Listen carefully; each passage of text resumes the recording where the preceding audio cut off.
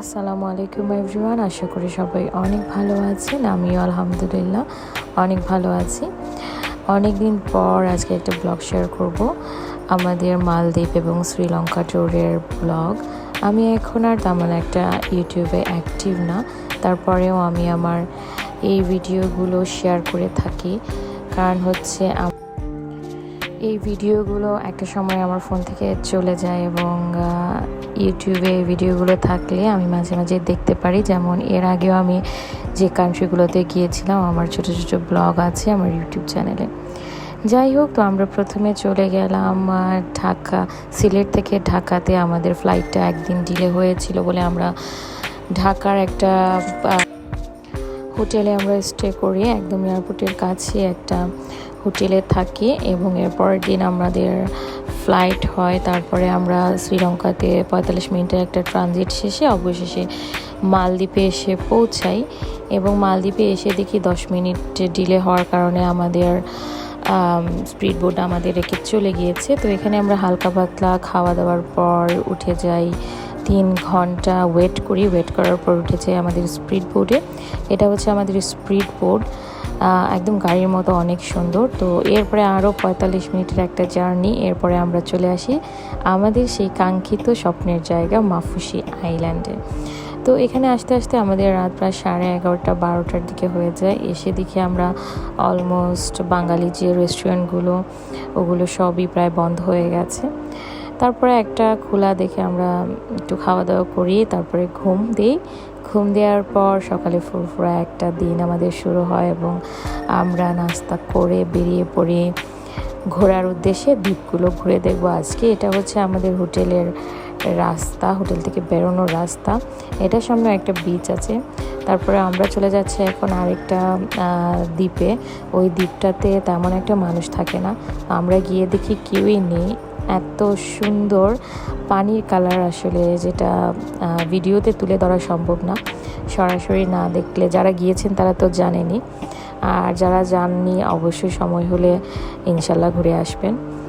তো আমরা এখানে অনেকটা টাইম স্পেন্ড করি, প্রায় 1 ঘন্টার মতো এই জায়গাটাতে স্টে করি এবং আমরা একটু ভিডিও করি, ফটো নেই এবং দেখি সব কিছু। তো এখানে সামিনও একটু খেললো। তারপর হচ্ছে আমরা একটু হাঁটাহাঁটি করি। এখানে এই পাথরগুলো অনেক সুন্দর, আর জায়গাটা আসলে এক কথায় অসাধারণ। তারপরে আমরা এখানে হাঁটাহাঁটি করার পর চলে যাই ফরেনার বিচে। ওখানে গিয়ে দেখা যায় সবাই ফরেনার। তো এই বিচটাও অনেক সুন্দর এবং এখানে আবার মানুষজন ছিল, এই জন্য আরও বেশি ভালো লেগেছে। তো এখানে আবার বসতে হলে আপনাকে অবশ্যই জুস খেতে হবে অথবা ডাব খেতে হবে বা যে কোনো একটা কিছু, কফি, ড্রিঙ্কস, যে কোনো কিছু খেতে হবে।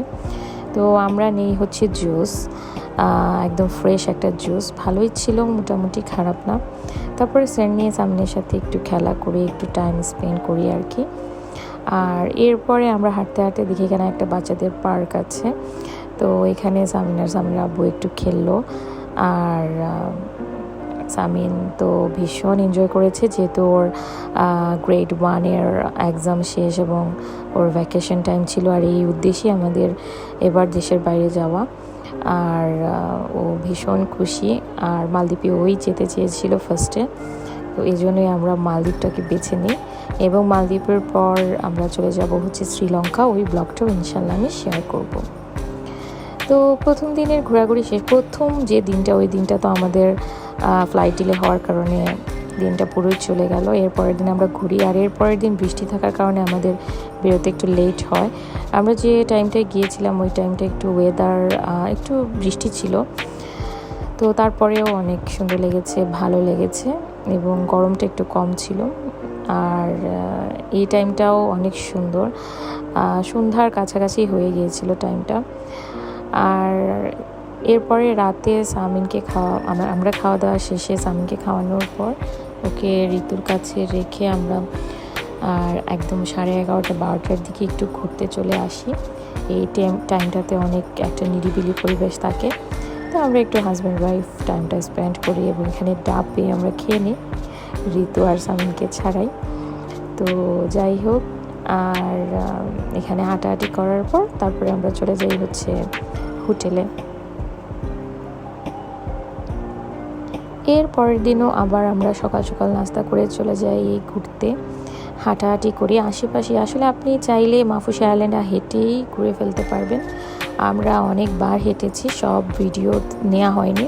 আর যেহেতু আমি প্রফেশনাল ব্লগার না বা এখন একদমই ভিডিও শেয়ার করি না, সেজন্য অনেক ভিডিও স্কিপ বা আমি ভিডিও করিই না। যে টুকিটাকি টিকটকের জন্য বা এমনি যে ভিডিওগুলো নিয়েছি সেটাই শেয়ার করা, সেটাই মেমোরিজে রাখা আর কি। তো এর পরের দিন ছিল আমাদের মাফুসি থেকে চলে যাবার দিন। আমরা চলে যাচ্ছি হলুমালিতে। আর রাতে স্পিড বোটে ওঠার কারণে ভয় ছিল, সেজন্য সব কিছু অন্ধকারও ছিল।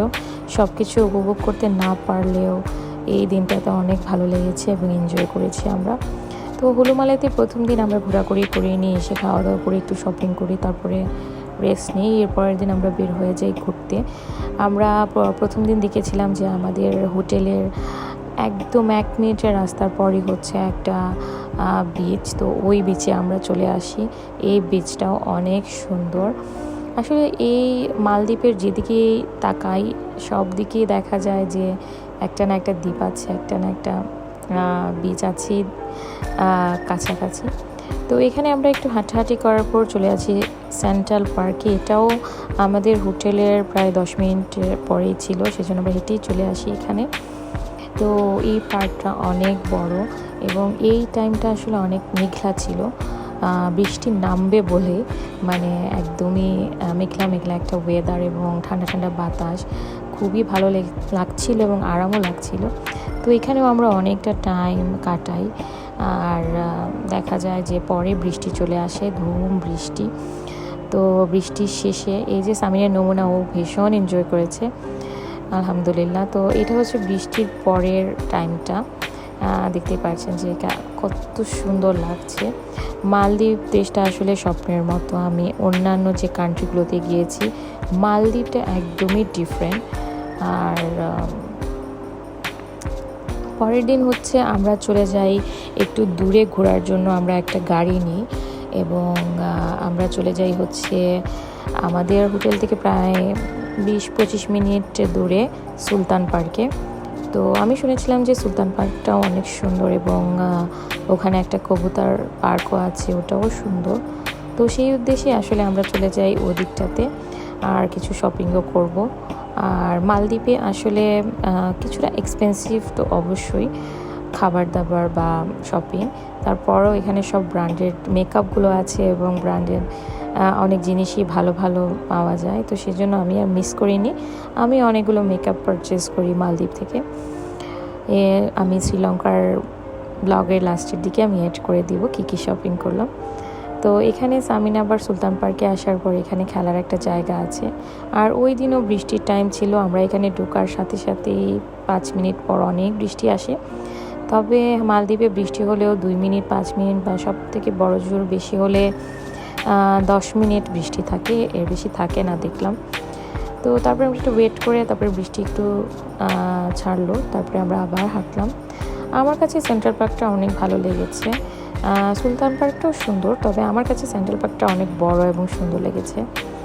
তো এখানে আমরা হেঁটে পুরো সুলতান পার্কটা ঘুরলাম। এখানে সামিন খেলার জায়গা পেয়েও খেলতে পারলো না, কারণ হচ্ছে বৃষ্টি দেওয়ার কারণে সব কিছুই ভেজা ছিল। আর আমি চাচ্ছিলাম না ওর জামা কাপড়টাও ভেজাক, তো সেজন্য আমি মানা করছিলাম বারবারই। তো যাই হোক, ও আর খেলো না। তারপরে ওকে আর নিয়ে আমরা আবার চলে গেলাম, এটার নাম কবুতর পার্কেই মেবি, আমার আসলে ঠিক মনে পড়ছে না। তো ওখানে গিয়ে দেখি অনেক কবুতর এবং সামিন তো দেখে অনেক খুশি। ও আর আমি মিলে অনেকক্ষণ কবুতরের সাথে দৌড়ালাম, খেললাম।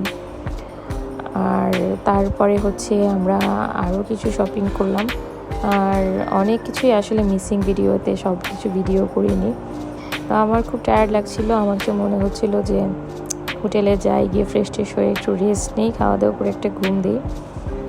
তো যেই কথা সেই কাজ, আমরা একটু শপিং টপিং করে আমরা, এটা আমাদের হোটেলের সামনের সাইড, তো চলে গেলাম। এর পরের দিন আবার আমাদের উদ্দেশ্য ছিল যে আমরা এই বিচটাতে অনেকক্ষণ টাইম স্পেন্ড করবো, কারণ এই বিচটা অনেক মানে শান্ত এবং ভালো লাগার মতো একটা জায়গা। আর আলহামদুলিল্লাহ আমার হাজব্যান্ড খুবই ফ্রেন্ডলি, ও ভীষণভাবে চায় যে আমি যে জায়গায় যাই না কেন আমি যেন খুব এনজয় করি সব কিছু। ও অনেকগুলো ভিডিও আমাকে না বলেই করছিল, আমি বলতেই পারিনি এখানে ভিডিও হচ্ছে। তো ও চায় যে আমি আর সামিন যেন খুব এনজয় করি, একটা জায়গাতে গেলে যেন আমরা ইজি থাকি।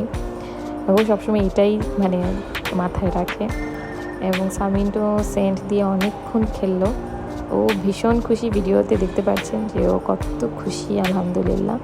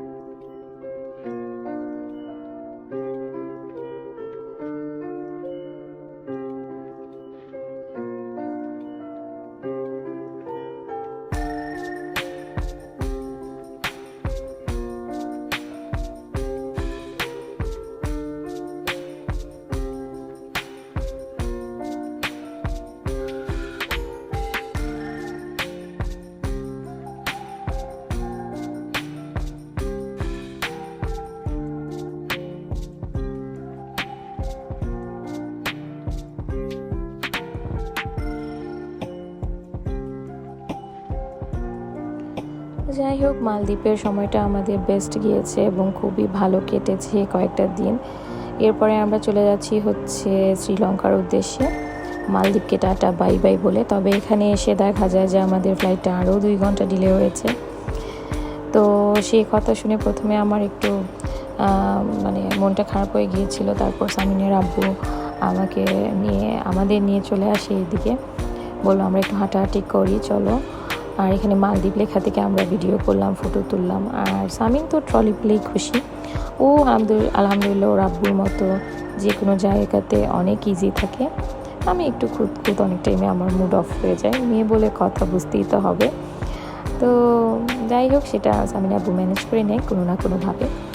তো ও আবার বললো যে যাও, আমরা ইমিগ্রেশন শেষ করে দেখা যাক যে কোনো শপিং পাই কিনা বা ভালো কিছু কেনার মতো। তো এখানে আমরা অনেকটা টাইম হাঁটলাম এবং টাইমটা কাটানোর চেষ্টা করলাম। মালদ্বীপ এয়ারপোর্টটাও অনেক সুন্দর। তো এখানে আমরা ইমিগ্রেশন শেষ করে ভেতরে ঢুকে গেলাম এবং এসে দেখলাম যে এখানে অনেকগুলো ব্র্যান্ড আছে, এর মধ্যে ম্যাকও আছে।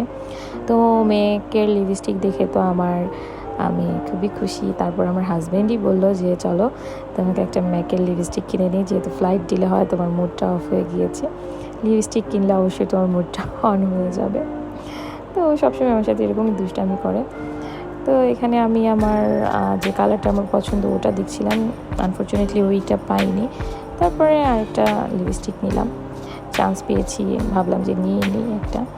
তো তারপরে আমরা এখানে KFC পেয়ে একটু খাওয়া দাওয়া করলাম। খাওয়া দাওয়া করার পর আমরা চলে গেলাম শ্রীলঙ্কার উদ্দেশ্যে। ওই ব্লগটা আপনাদের সাথে শেয়ার করব। এ পর্যন্ত ভালো থাকবেন, আল্লাহ হাফেজ।